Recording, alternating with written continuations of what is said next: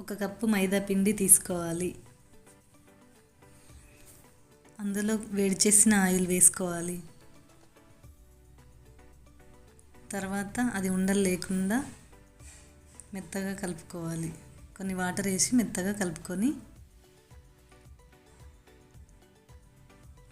5 minutes పక్కన ఉంచుకోవాలి. తర్వాత ఆనియన్స్, పచ్చిమిర్చి కట్ చేసి పెట్టుకోవాలి. ఒక బాండి పెట్టి అందులో 1 స్పూన్ ఆయిల్ వేసుకోవాలి. అందులో కొంచెం జీలకర్ర వేసుకొని రెడ్గా అయ్యే వరకు వేయించుకోవాలి. తర్వాత కొన్ని ఆనియన్స్ వేసుకొని పచ్చిమిర్చి వేసి కలపాలి.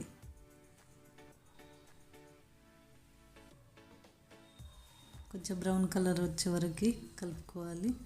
అందులో కొంచెం కరివేపాకు వేసి కలపాలి. కొంచెం ఉప్పు,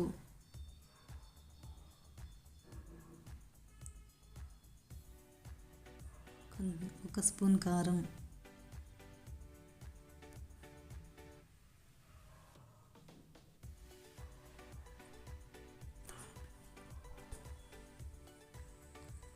ధనియాల పొడి అన్నీ వేసి కాసేపు ఉంచి దాన్ని కలపాలి. పక్కన పెట్టుకున్న పిండిని ఉండలుగా చేసుకొని పెట్టుకోవాలి. ఒక్కొక్కటి చపాతీలా చేసి పక్కన ఉంచుకోవాలి.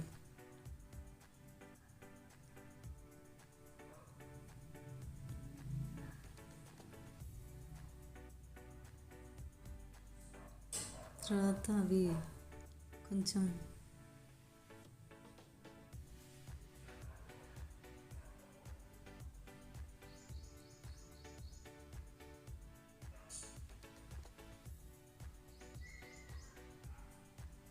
వాటిని కొంచెం లైట్గా కాల్చిన తర్వాత వాటిని సమోసా తయారు చేయడానికి స్టిప్స్ తయారు చేసుకోవాలి.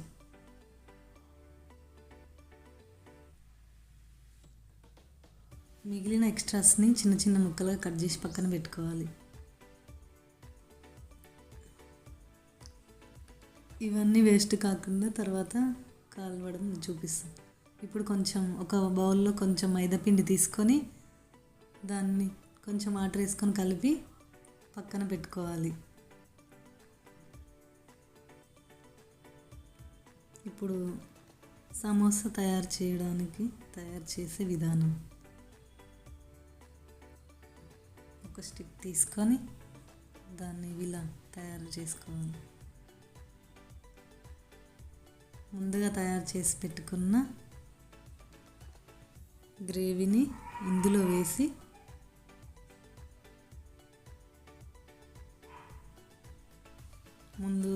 ముందుగా తయారు చేసుకున్న మైదా పిండిని పేస్ట్లా చేసుకున్నాం కదా, దాన్ని ఇలా పెట్టి అతికించుకోవాలి.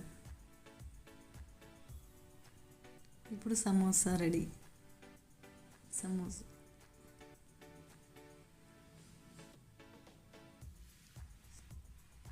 ఇలా చేసుకొని పక్కన పెట్టుకోవాలి. తర్వాత ప్యాన్ పెట్టుకొని ఆయిల్ వేసుకోవాలి.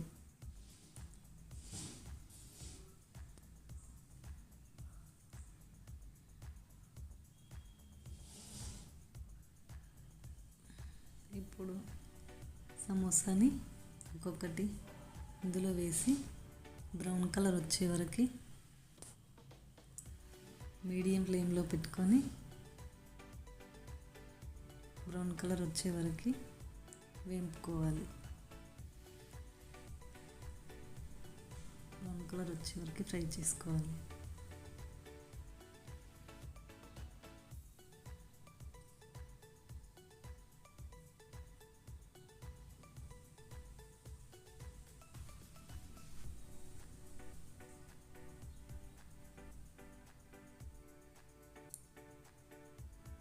తర్వాత ఒక ప్లేట్లోకి తీసుకోవాలి.